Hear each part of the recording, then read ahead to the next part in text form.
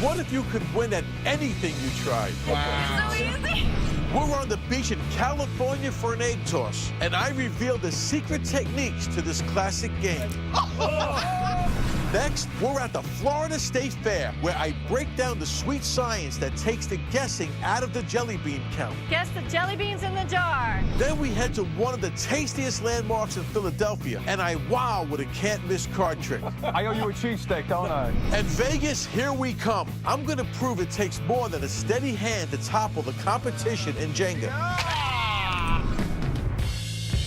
My name is Sal Piacente, and I know every con in the book. People hire me to show them how to spot a hustle. From coast to coast, I'll break down and reveal how to win at games, contests, and tricks. From the boardwalk to the carnival, I've got all the angles.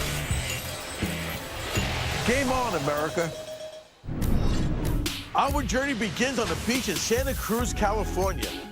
Out here, people like to play games like volleyball, football, and a game that dates all the way back to the 14th century, the egg toss. The rules are simple. You start tossing an egg between you and a partner. Go a little farther apart after each throw until splat. The team that tosses the farthest without breaking the egg wins. Sounds easy, but these guys are covered in breakfast. So what's the deal? Time to bring in the expert. Meet Mike Heff. He's a national egg tossing champion. Yeah, you heard right. There's a champ for that. He's got the game down to a science, and we're gonna throw some egg tossing truth your way. The first thing you gotta know is which egg to go for. You need to pick your egg correctly. You want to find a very smooth egg. Okay, you look in the egg, the carton, see this one has a crack. Look out for any imperfections. The slightest hairline fracture or bump could end your game fast. Now that you picked the right egg, you need to learn how to throw it correctly. Think of the egg like a very delicate bowling ball. Pull your arm back so you can swing it like a pendulum. Take a little step forward, aim at your target, and toss underhand. You want to try to aim to your partner's shoulder, the side they're going to catch it on, okay? So if you're going to catch it on your right shoulder, yeah. I'm aiming at your right shoulder every time. Okay. If you aim at the chest, they're going to be kind of have a hard time catching it, okay? And then as you're throwing an egg, you want a nice solid arch to it, okay? You don't want to be too line drive because it's coming in too hot and it's going to be hard to catch. But the key to a good toss isn't just the underhand throw.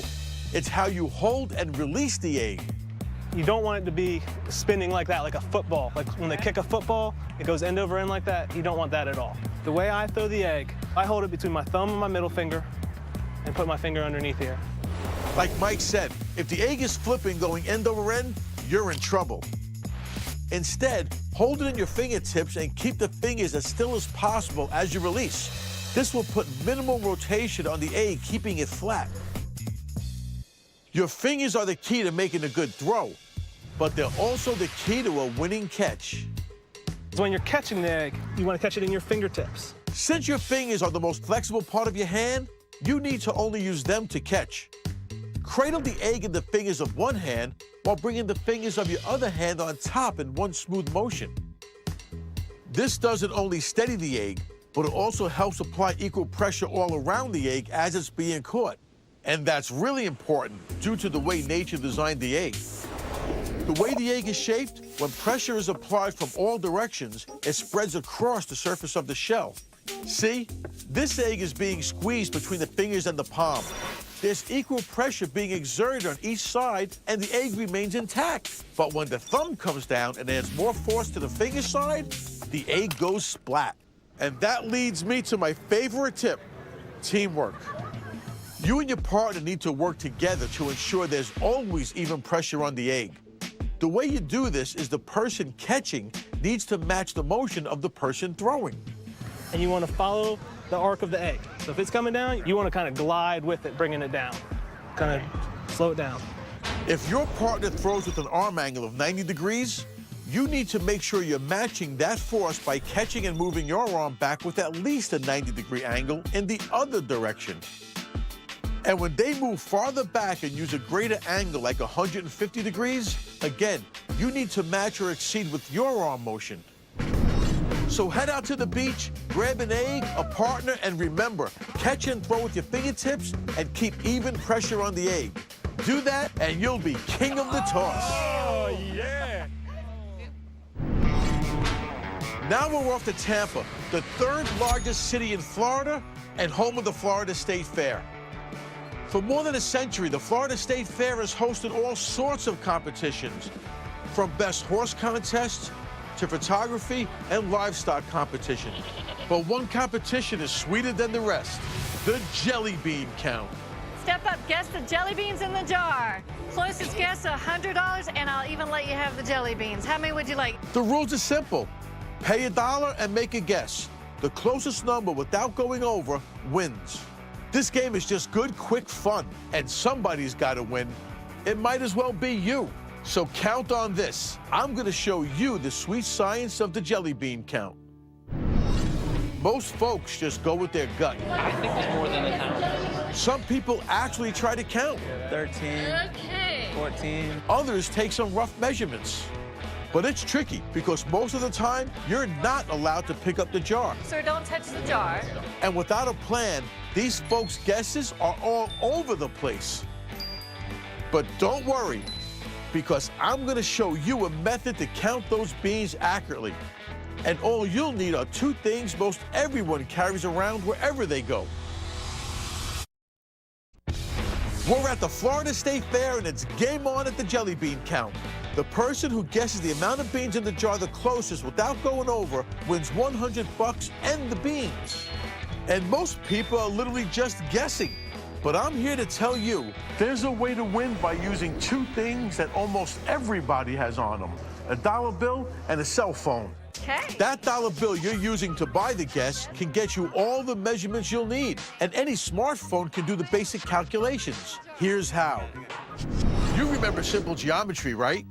Volume of a cylinder equals radius times height times pi. Now, if that formula makes your head spin, just remember this simple device. The Roadrunner has pi, RRHP. How are you doing? Would you like to guess the jelly beans in the jar? Yeah, I will take a chance. Okay. Okay, first we need to figure out the height and radius of the jar. Luckily, most of us are walking around with rulers in our wallets. Yup, since 1929, the dollar bill has been a fixed size, just about 6 inches long. And if you want to get even more exact, the O in $1 is 2 inches from the bill's edge. So let's look at the jar. The diameter, or the width of the circle, is about 1.5 billion. So let's call it 9 inches. To get the radius, all you do is divide the diameter in half. So our radius is 4.5 inches. The height of the jelly beans in this jar is $1 full.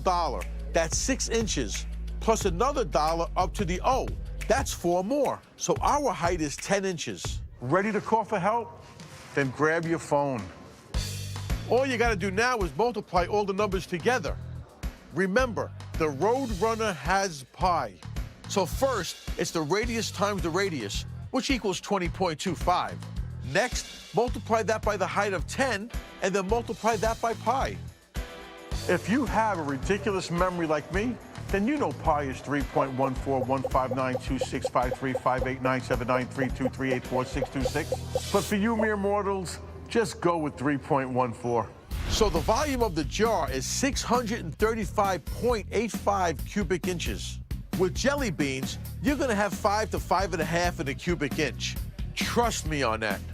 So I split the difference and say there are 5.25 beans per cubic inch. To get your number, just multiply 635.85 times 5.25.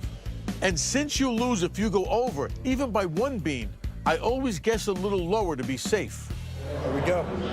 Want these two? Ones with your name and the guess on Okay. them. All right, in Thank they you. go. Thank Call you me when I very win. The edge in this is doing what other people don't. Spend a little time, use a little math, and you can take the guesswork out of the jar. The winner is Sal Piacente, 3,323. Woo! So use a cell phone and a dollar bill like I did, and the sweet taste of victory will be yours. Now let's head north to Pennsylvania. From the Liberty Bell to the Rocky statue that stands in front of the Museum of Art steps. This city is full of iconic locations, including this institution, Geno's in South Philly. Home to the most famous cheesesteak on the planet. Geno's is my kind of place. It's one of the most iconic businesses in Philly.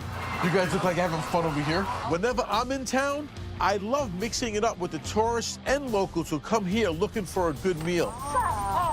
And when they bump into me, Hey, I'm good people. I do good things for good people.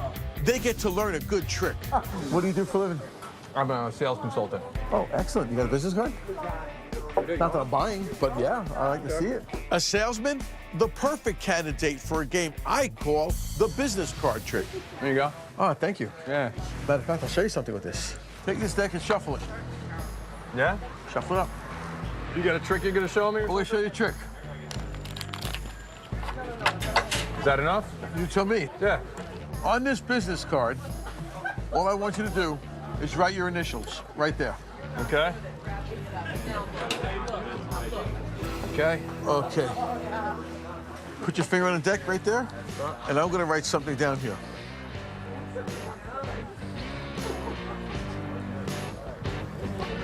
You written down your phone number for me, Sal? A little book, it feels like.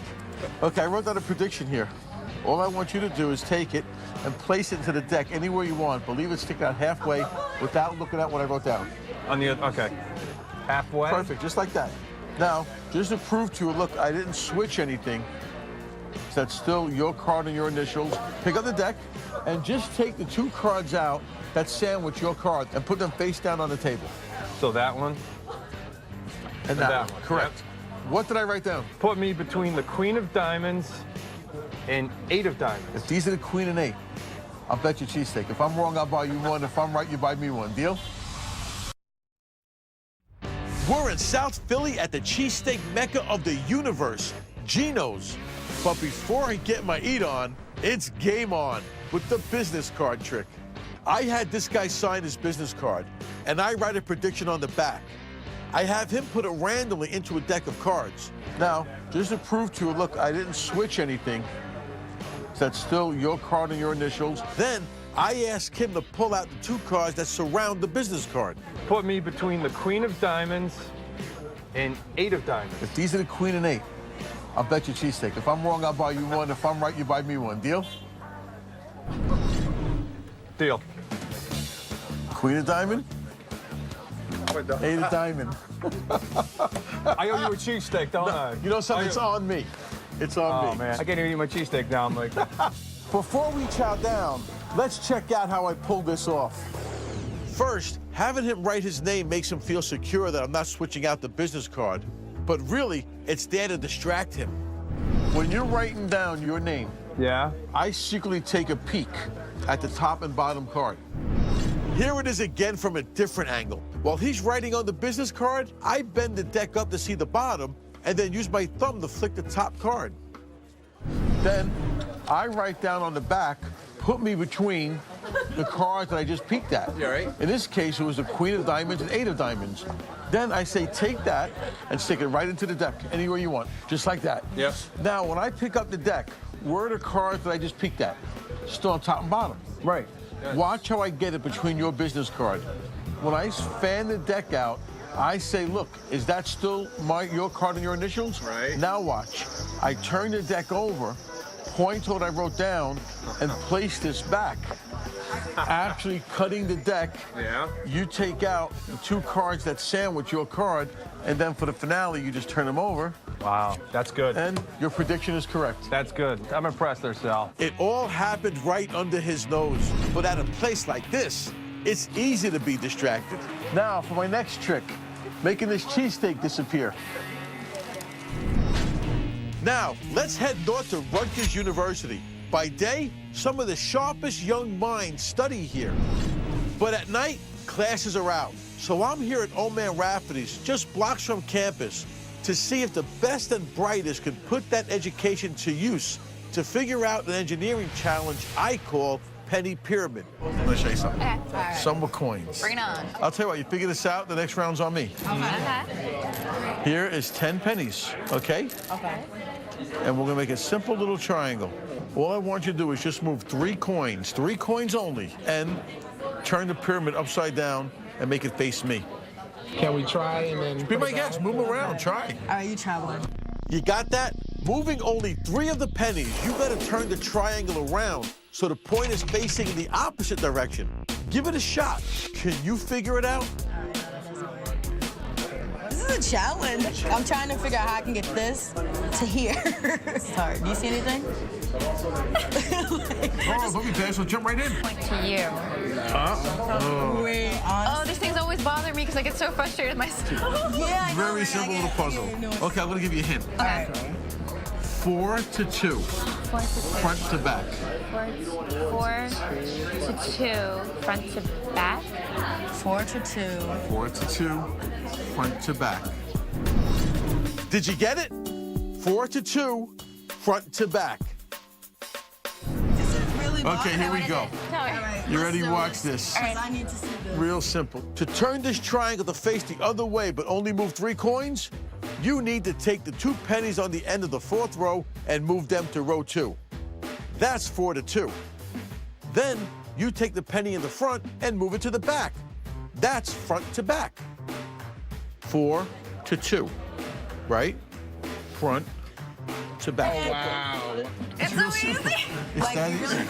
Yeah, it's pretty easy now, but why isn't it easy at first glance? It's called spatial recognition. If I simply tell you to turn this triangle 180 degrees, no problem. But when I tell you to turn it 180 degrees using 3 of its 10 pieces, the brain gets tripped up and can't get past all the possible permutations. So next time you want to stump your pals, grab 10 pennies and remember, 4 to 2, front to back. I got it. Well, guess me how to paint around.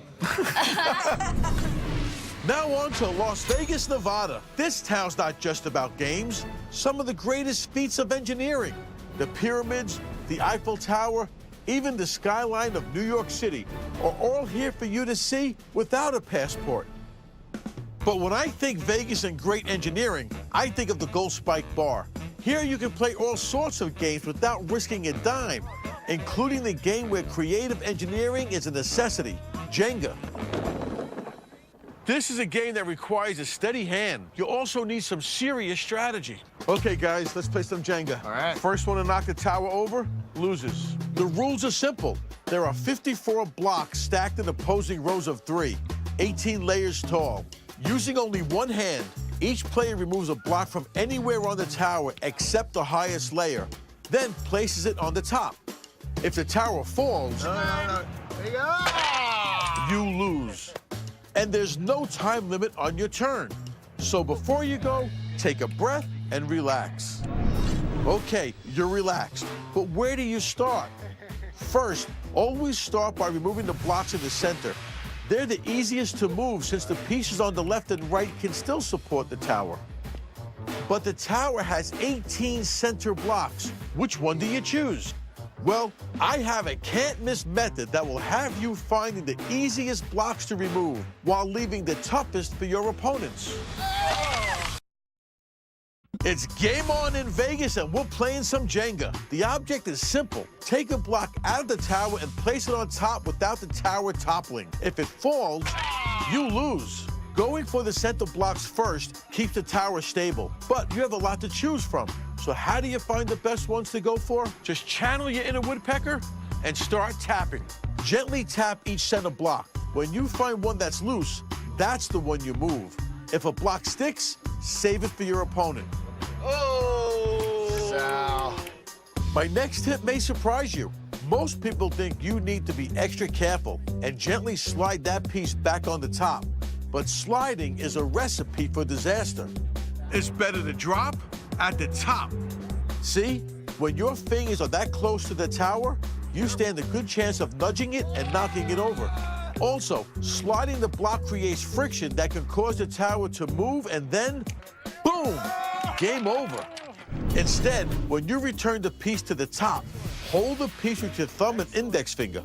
Lower it until it's as close to the top of the tower as possible and simply drop it. But here's the thing. As the tower grows, this game gets harder. You need to keep the weight of the tower evenly balanced across the center. But with the center blocks all gone, How do you make that happen? Simple. You just pull off the old Sal switcheroo. The rules in Jenga are pretty loose and open for interpretation. The Sal switcheroo is a legitimate way to take advantage of that. Here's how it works. Tap one of the blocks from the left or right into the center. You've got to take your time because this block will be what supports the tower. So make sure it's right in the center. Then gently tap out the other block. Bravo, buddy. Well done. So now, you've not only kept yourself in the game, but by leaving the tower a bit unstable, you've teed up your opponents to fail, which is the whole point of this game. Let me break this down for you. You don't win at Jenga, you force your opponent to lose. So now that the Sal switcheroo has made the tower unstable, He's got a bite. All right. it's just a matter of time until... This is a challenge for me, eh? Yeah.